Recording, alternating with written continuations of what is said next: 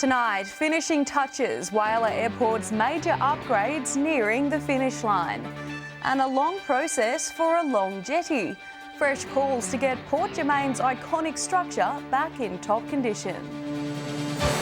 From our 7 Spencer Gulf Studios, your nightly news with Madeline Kerr begins now. Good evening, thanks for joining us. The Whyalla Airport is getting some final touch-ups as the $12 million upgrade nears completion. The airside works include improvements to the tarmac, lighting and the second runway. Set for takeoff. With Whyalla's shiny new airport terminal completed last year, works have continued on improving the outdoor facilities, which serve as the backbone for the city's commercial flights. The works on the airside are coming to conclusion now, so that includes extended aprons, improved lighting and some improvements to what we call runway number 2. The increased infrastructure allows for operation of large aircraft, the Dash 8 Q400, which is operated in and out of regional areas. Extending and strengthening the tarmac, as well as upgrading the airport's equipment, have made the site more compliant for bigger airlines. Part of the airport upgrade project was to increase the lighting for compliance and safety operations at night. So we're lucky to have had new light standing put in, as well as new LED taxiway lights over the distance. The Whyalla Council says the investment into the city's airport will support an expected boom in local tourism, with plans for a new luxury hotel in the works, while also allowing for an increase in fly-in fly-out workers, with large industrial projects on the horizon. The terminal upgrade, as well as the airside works that are occurring at present, collectively there's about $12 million that's been invested into the regional airport. Whyalla wants to be well positioned for future opportunities in the tourism space, and the infrastructure increase out here will help that along. Edward McCarroll, 7 Spencer Gulf News. Whyalla Mayor Claire McLaughlin has declared she won't be running for re-election at this year's local government election. McLaughlin making the announcement to council members and staffers at last night's council meeting. The Mayor thanking everyone who has supported her throughout the past 4 years. Nominations for this year's local government elections open in 1 week on August 23. While a date for the Indigenous Voice to Parliament referendum is yet to be announced, there's been some confusion about what it actually means. While reception is overwhelmingly positive, questions remain about how Indigenous Australians in the Spencer Gulf could benefit, especially in terms of closing the divide. 5 years since the Uluru Statement from the Heart, Prime Minister Anthony Albanese made history by announcing a referendum on the long-awaited Indigenous Voice to Parliament likely to be held next year. To actually have a structure and a process where they get to have a say on developments, on policy and on what's happening for them. Indigenous writer Bruce Pascoe says the time has come for recognition of the oldest culture on Earth. Here's our opportunity to embrace it together. In unity. You know, people talk about Australia first and United Australia. Here's our chance to actually do it. But confusion over what exactly the voice means has been a means for concern among other Indigenous members. The problem is, though, that can, an advisory board like that can sway public opinion on matters, and that can create pressure, both good and bad pressure, but I suspect it'll be pressure to do the wrong things, in my opinion. Meanwhile, Senator Grogan says she's not surprised One Nation leader Pauline Hanson wants to head the no vote. Yes, she will be the voice of the no campaign, and she's worked pretty hard to make sure she's got as much structure in place to run a no campaign. I think that's deeply, deeply saddening. Daniel Pizarro, 7 Spencer Gulf News. The repair and maintenance of one of South Australia's most iconic long wooden jetties has long been a hot topic of debate. But many will be pleased to know it hasn't been forgotten, with Council meeting regularly with the Department for Infrastructure and Transport to discuss the future of Port Germain. Much like the jetty itself, The process to prepare and maintain Port Germain's iconic structure is also a long one. We're developing a strong business case and we're looking for repairs and possible upgrades on the jetty. They're very, very positive and we're working hard with them as with Minister Brock. A comprehensive inspection was required to understand the current condition of the jetty, and it was found that many pylons and cross timbers showed severe splitting and rotting, making sections of the jetty unsafe to walk on. Repair works are estimated to cost $2.5 million. We do have a country cabinet coming up here in the area soon, and Deputy Premier Close advised me that she's going to grab a heap of ministers and travel around the area. The District Council of Mount Remarkable is working closely with relevant councillors in Port Pirie to restore the 1.6 kilometre jetty to make it more attractive for visitors in the mid-north. Council and residents hope the last 250 metres of this iconic jetty can be fixed and maintained as soon as possible, so even more tourists can visit this destination well into the future. It's hoped with plenty of TLC, the 140-year-old jetty still has plenty of legs to stand on. Annabelle Francis, 7 Spencer Gulf News. Still to come tonight, a parliamentary committee to discuss the controversial cashless debit card scheme and the program teaching young kids how to call for help during an emergency.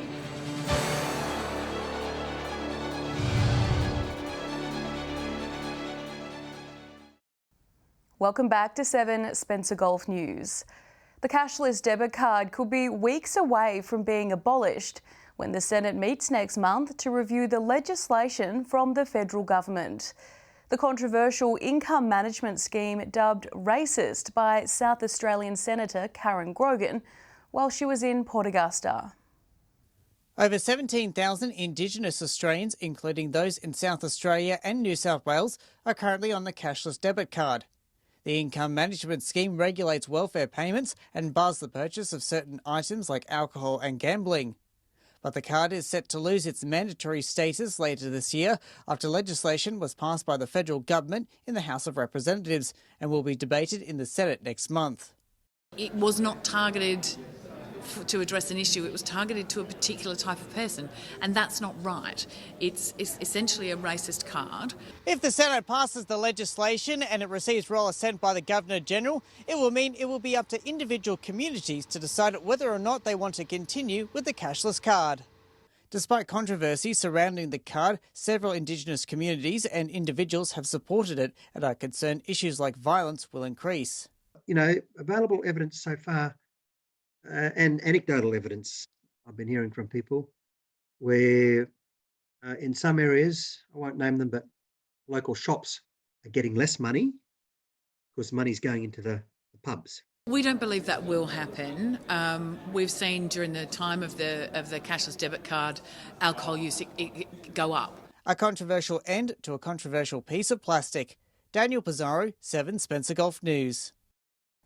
The New South Wales Government is preparing students to respond to emergency situations with the 000 Classroom Challenge. The interactive digital game is part of the school curriculum for Kinder, Year 1 and Year 2 and said to make students 000 heroes. Preparing school children for an emergency. The interactive classroom game helping young ones learn what to do if the worst is to happen. The 000 Classroom Challenge is a program that has been developed with the expertise of our amazing frontline emergency services personnel.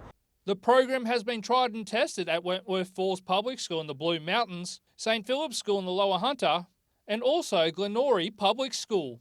The wonderful students at Glenorrhy had the chance to learn from our emergency services personnel while completing the program's activities. Learning about what to do in an emergency isn't just limited to the classroom either. Children can continue to learn outside of school hours by using an app.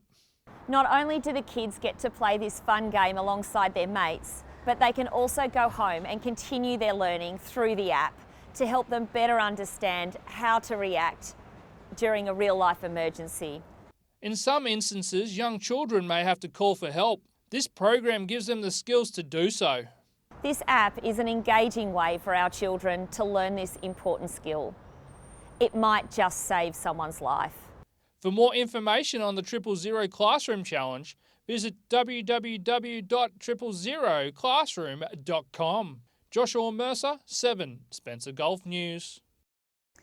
A company familiar to those of us living in the Spencer Gulf is embarking on a journey to raise money for the McGrath Foundation. Blight's first fundraising event is set to be a night of food, drinks and raffles. Fundraising under the stars.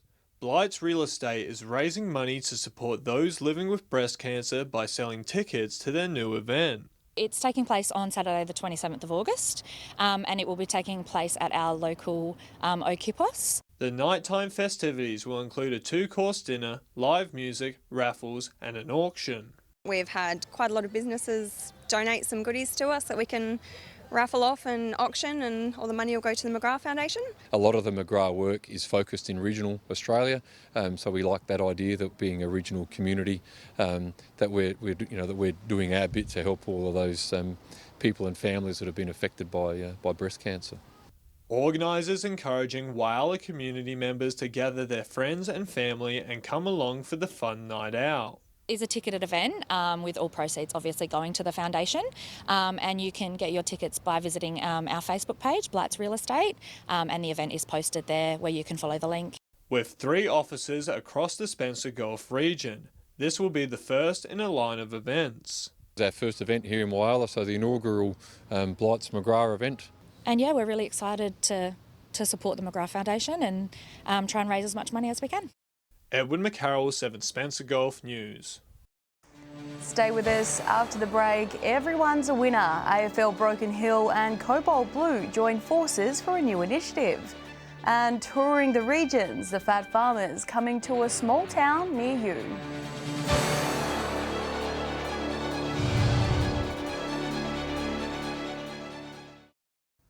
Welcome back. Cobalt Blue has joined forces with AFL Broken Hill to announce the Club of the Year prize. The sponsorship will see all 4 clubs rewarded if they can fulfil certain criteria, with the top club netting themselves $3,000. Supporting AFL at the grassroots level, something Cobalt Blue was keen to do when coming up with the idea of the Club of the Year prize. We're all about supporting the community and doing everything we can to promote sport across all sectors of the AFL, women and otherwise. All 4 clubs will start out on an even playing field. The prize money will be split up, with first place to pocket $3,000. Second place will take home $1,500, and the 2 remaining clubs will receive $1,000 each. Club volunteers will also be on the receiving end, more than just a thank you for their tireless and continuous hard work. An extra $200 in their bank accounts. Yeah, the AFL are very thankful for the support that Cobalt Blue have offered, and this money will go towards every club, all 4 clubs, first, second, third and fourth, even down to the Volunteer of the Year. As to how it works, teams will be awarded on a points system, managed by AFL Broken Hill. Points will be given for wins across the board from under 13s through to A grade. Auskick participation numbers will also make an impact, while points can be deducted for reported players found guilty of any offence, engaging in melees, code of conduct breaches and game rule breaches. So we've tried to cover every aspect, that every club will be benefited, and so they can strive to be the top club in Broken Hill. Joshua Mercer, 7 Spencer Gulf News. Primary schools in Port Augusta have scored a lucky prize with over $60,000 worth of Lego delivered to the city. The delivery was organised by Good 360, which distributes surplus of new products to where they're needed. Kate Stock from Good 360 says Lego brings out the child in everyone, but there's also a serious side to the colourful bricks. And school counsellors are using the Lego as a bit of an icebreaker to open up their sessions, and also just during sessions so that the child has something to work with their hands. They don't have to feel like that intensity of eye contact. 11 schools across the region, including Corn and Port Pirie, will also be receiving some Lego. The Fat Farmers Tour of the Eyre Peninsula welcomed its first meet at Our Town Centre in Cummins last night, where community members gathered to hear the story of the unbreakable farmer. The forum discussed both the importance of physical and mental well-being as the organisation looks to hold regular sessions within the community. A call for farmers to step down from the header and into the gym. The Fat Farmers Rural Health Initiative has made its way to the Eyre Peninsula, hoping to inspire like-minded farmers to practice well-being. Getting farmers to be more active and improve their physical and mental health and well-being. We have fitness groups in quite a few areas dotted across South Australia. Established by 3 farmers from Maitland back in 2010, it has since grown within communities across the state. Guest speaker and former dairy farmer Warren Davies highlighting the importance of one's mental health during the forum. Following my mission, it's about creating awareness and education around mental health and wellbeing, and particularly in rural and regional towns, because I come from a rural town in Victoria and I know the effects that mental illness and suicide has in our community. The Fat Farmers Initiative hoping to expand its operations across the Spencer Gulf. Our groups are about physical fitness. We absolutely see real benefit for mental health through regular exercise and also the social networking through our groups. From Cummins, the group will travel to Elliston, Pootra and Streaky Bay. Part of Warren's mission is to break down stigmas attached to mental health. Inspiring conversations, it's really important, I think, to inspire those conversations, get people talking about, any of the challenges that they're facing, and then I suppose empowering people is the third part, empowering people to seek help. To find out more, you can visit the Fat Farmers website. Henry Millick, 7 Spencer Golf News. Stay with us after the break. From netball to soccer, we recap the weekend's sporting results and we'll have the weather details with Alex Sykes.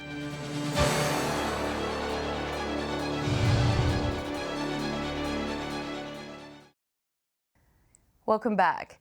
As it reaches the end of the season for many sporting clubs, athletes across the Spencer Gulf are giving their all to secure a spot in finals. And they didn't let the miserable weather stop them from performing their best. Annabelle Francis has more. Netballers and soccer players from across the region battled it out over the weekend. And with plenty of close matches and thrashings, final season is going to be exciting. In Port Pirie netball, it was the last round before finals. Top team Blue Wren took on Celtic and was strong throughout the match, winning 59-37. Solomon Town took on Port and dominated throughout the match, proving they are worthy of that third spot on the ladder, winning by 25 points. Over to Port Augusta. Netballers entered round 14 and the stakes were high as everyone wants to play finals, and the scores demonstrate this. There is usually a huge score difference when the bottom side takes on the top team, but that wasn't the case between Vikings and St. Joseph's. It was a close game right from the start, with Vikings getting over the line by a slight 2 points. It was another close game between third on the ladder Magpies and second on the ladder Railways, with 1 point defining the game. In the end, Railways were declared the winners. This is definitely a competition spectators should be looking out for come finals. Now to soccer in Port Lincoln. Seacole Masters vs Lincoln City, with the Raiders dominating throughout the match, winning 5-0. They will be a strong side come finals. The goal scorers were Jai Nixon and Devon Canty, who were both declared the best players of the match, along with Patrick Phillips. The next match was between South Coast and Lincoln Knights, and the score was 3-0 Knights' way. Let's hope Seacole and South Coast manage to score next week. That's it for Sports Wrap this week. But if you would like your club's results shown on our bulletin, contact us via Facebook. Annabelle Francis reporting there. Time now to take a look at what's happening in the weather with Alex Sykes. Alex, a wet one in Whyalla overnight. Any more of where that came from? Good evening, Maddie. It was a decent downpour, just shy of 11 millimetres fell by the time most people went to bed. It was the most rain Whyalla has seen all month and more than June and July combined. The Steel City reached 16 degrees this afternoon. Cleve top 15, rounding out the partly cloudy conditions was Clare, reaching a touch over 13 degrees by early afternoon. Partly cloudy conditions across the board today, 15 in Kadina and Adelaide, 16 in Port Pirie, Whyalla and Port Lincoln, 17 in Woodner and Port Augusta. Taking a look at the satellite image now, a high pressure ridge over South Australia will continue to move eastwards to be over the eastern states tomorrow. This will allow a northerly airstream to develop over the state. Moving on to tomorrow's weather outlook now, and we'll start with the Gulf waters. Northerly winds 15 to 30 knots in the late morning and early afternoon. Seas between 1 and 2 metres and south to southwesterly swell below a metre. Showers increasing in Port Lincoln, 19 degrees tomorrow. Cloudy top of 20 in Cleve, between 9 and 23 in Woodner. Cloudy in Whyalla, set to reach a top of 22 degrees there. 1 degree warmer in Port Augusta and less cloud down to 6 degrees tonight. Cloudy in Kadina at 19. Port Pirie will be cloudy and is set to top 20 degrees there. Between 5 and 17 in Clare and mostly sunny and 19 in Broken Hill. Taking a look further through the week now, late showers in Broken Hill on Thursday, 21 degrees. Showers and 17 degrees in Whyalla and Port Pirie. Rainy and 16 in Clare and Port Lincoln. Becoming cloudy in Port Augusta on Friday between 4 and 18. Showers increasing in the capital, 15. Sunny in Broken Hill, heading for a top of 19 degrees. And finally, a quick look at Saturday's outlook. Partly cloudy, 21 degrees up north in Cooper Pedy. That's all in weather. I'll see you soon with an update, Maddie. Thanks for that, Alex. And that's the local news this Tuesday. I'm Madeline Kerr. But from all of us here, thanks for joining us. I'll have updates a little later, but until then, enjoy your evening. Good night.